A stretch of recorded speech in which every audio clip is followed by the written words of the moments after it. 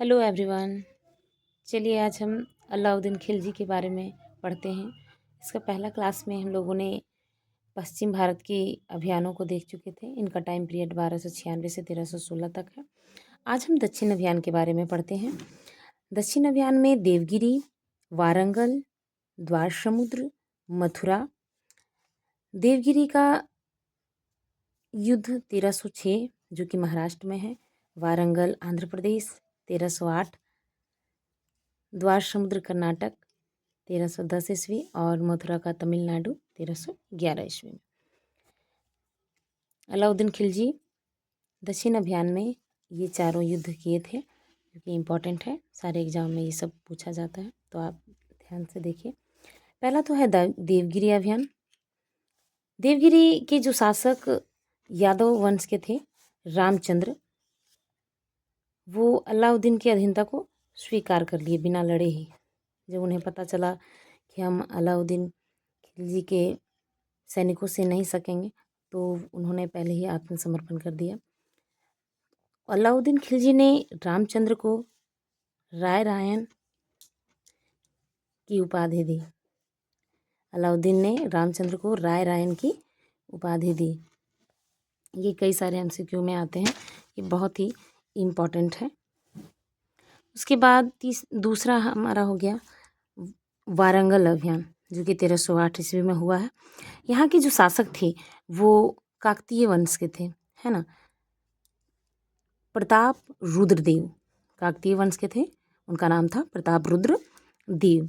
अलाउद्दीन की अधीनता को स्वीकार कर ली, ये भी है ना, ये भी स्वीकार कर लिया। और इन्होंने क्या किया, सोने के जंजीर से बंधी मूर्ति, यानी अपने आप को सोने की जंजीर से बंधी हुई मूर्ति उसी तरह का वो उनको भेंट किया। और कोहिनूर हीरा भी किसको दिया, मलिक काफूर को। तो ये मलिक काफूर कौन है, ये एक हिजड़ा था, हिंदू हिजड़ा, जो अलाउद्दीन खिलजी का सेनापति था, है ना।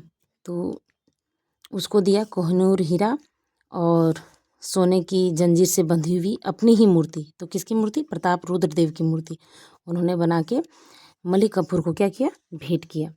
उसके बाद तीसरा युद्ध है द्वार समुद्र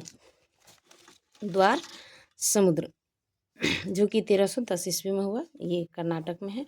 इस क्षेत्र के जो होयसल शासक थे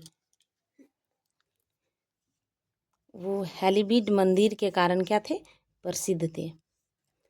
ये भी उनकी अधीनता को स्वीकार कर लिए, ये भी बिना लड़े ही, और इनको भी उपहार स्वरूप कुछ कुछ मिला। उसके बाद है मथुरा का अभियान। क्या है, मथुरा का अभियान। मथुरा के जो शासक, उनको पांडे भी कहा जाता है, ये अलाउद्दीन की अधीनता को स्वीकार नहीं किए। जिस तरीके से ये देवगिरी का अभियान, वारंगल का अभियान, द्वार समुद्र का अभियान जो हुआ, उनमें से जितने भी वहाँ के जो शासक थे उन्होंने अलाउद्दीन खिलजी का अधीनता स्वीकार कर ली। लेकिन ये मथुरा अभियान जब हुआ तो वहाँ के जो शासक थे उन्होंने इनकी अधीनता को स्वीकार नहीं किया। लेकिन उसके बावजूद भी सर्वाधिक जो धन की जो प्राप्ति है ये पांडे क्षेत्र से ही हुआ, है ना।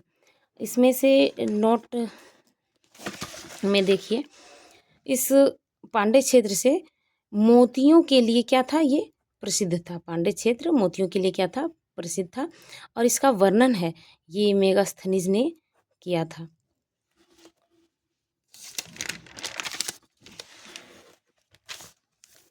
उसके बाद है अलाउद्दीन खिलजी दक्षिण भारत जो जीतने का जो श्रेय है ये मलिक काफूर को ही जाता है। ये बड़ा ही सहयोग किए हैं अलाउद्दीन खिलजी का।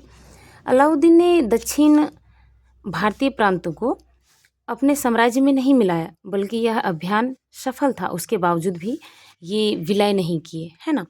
उसके बाद है मंगोल आक्रमण। तो अलाउद्दीन खिलजी के शासनकाल में मंगोल का जो आक्रमण है वो 6 बार हुआ।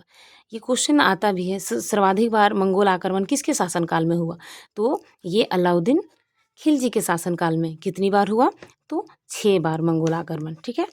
अब इस दौरान अलाउद्दीन खिलजी के जो सेनापति जाफर खां थे उनकी मृत्यु भी हो गई। मंगोल जब आक्रमण हो रहा था उस वक्त।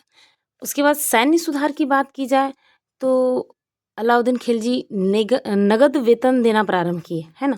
क्योंकि पहले जो है ये इल्तुतमिश के शासनकाल में इक्ता प्रथा का प्रचलन था, है ना।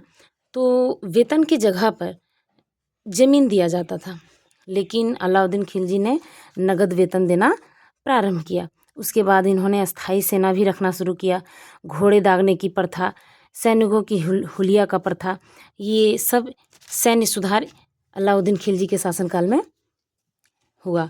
बाजार व्यवस्था भी इन्हीं के शासनकाल में हुआ। राजस्व वृद्धि, है ना, राजकोष को मजबूत करने के लिए बाजार व्यवस्था लागू किया। इनके अनुसार सभी वस्तुओं का मूल्य क्या था, एक ही था, है ना। सभी वस्तुओं का मूल्य प्रत्येक जगह में कहीं भी आप जाइए एक ही रेट था। और उसी समय कोटा प्रणाली जो कि सार्वजनिक वितरण प्रणाली प्रारंभ किया गया था, किनके शासनकाल में, अलाउद्दीन खिलजी के शासनकाल में। सोचिए जो अभी हम लोग राशन उठाते हैं ये परंपरा कब से शुरुआत हो गई है, कोटा प्रणाली, है ना। उसके बाद देखिए राजस्व का भी सुधार इनके काल में ही हुआ। मसालत प्रणाली का मतलब होता है भूमि को मापकर, जमीन को मापकर कितना उसका रेट होता है उसका राजस्व का निर्धारण किया जाता था। भूमि को मापकर उसी को राजस्व मसालत प्रणाली कहते हैं, ठीक है। और भूमि मापन की जो इकाई है उसे विस्वा कहा जाता था। भूमि मापन की इकाई को क्या कहा जाता था, विस्वा। ये बहुत ही इंपॉर्टेंट है, इसे ध्यान में रखिएगा। उसके बाद है खालसा भूमि या राजकीय भूमि, ये दोनों एक ही नाम है, खालसा भूमि या तो राजकीय भूमि। तो किसे कहा जाता था खालसा भूमि या राजकीय भूमि, तो अलाउद्दीन खिलजी ने पूर्व में वेतन के बदले, है ना, पहले जो प्रथा इक्ता प्रथा जो प्रचलन में था उस समय तो सैनिकों को वेतन के बदले ज़मीन ही दी जाती थी। तो उस ज़मीन को अधिकारियों को दी जो गई थी ज़मीन, वो भूमि को वापस उनसे क्या किया गया, ले लिया गया। वापस उनसे लेकर राज्य की भूमि में क्या किया गया, मिला दिया गया, है ना, उसमें परिवर्तित कर दिया गया। इसे ही क्या कहा जाता है, खालसा भूमि या राजकीय भूमि, ठीक है। एक नोट में देखिए कि पूरे सल्तनत काल में खालसा भूमि का विकास अलाउद्दीन खिलजी के शासनकाल में ही हुआ। ही वेरी वेरी इंपॉर्टेंट है। उसके बाद देखिए थोड़ा सा इक्ता प्रथा के बारे में कि इक्ता प्रथा वेतन के बदले दी गई भूमि, है ना, इसको इक्तेदार भी कहा जाता है। जो वेतन के बदले में वो भूमि लेते थे उसे उसे इक्तादार कहते थे, जो लेता था। लेकिन देने की जो प्रथा थी उसको इक्ता प्रथा कहते हैं, ठीक है। इसका जो प्रारंभ है वो इल्तुतमिश किए थे और उसका अंत है अलाउद्दीन खिलजी, किसका, इक्ता प्रथा का, ठीक है। उसके बाद है अलाउद्दीन ने दक्षिणी दिल्ली में श्रीनगर की स्थापना की और उसे राजधानी भी बनाया। यानी कि अलाउद्दीन ने क्या किया, श्रीनगर को अपनी राजधानी बनाया, ठीक है।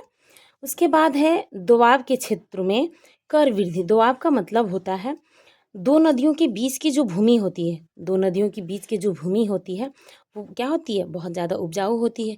तो वहाँ फसल भी बहुत अच्छे से होगी। तो वहाँ पर उस ज़मीन के लिए क्या किया जाता था, 50% कर में वृद्धि, है ना। तो उसके बाद अलाउद्दीन खिलजी का दरबारी के बारे में बात किया जाए तो इसके भी दरबारी थे अमीर खुसरो, अमीर दहलवी, अमीर खुसरो, अमीर हसन दहलवी, ठीक है। अमीर खुसरो को आप जानते ही हैं कि तोताए हिंद कहा जाता है या तो हिंदुस्तानी तोता। तो हम नेक्स्ट क्लास में इसके एमसीक्यू भी बहुत बेहतरीन तरीके से लाएंगे। आज के लिए बस यहीं तक। Thank you.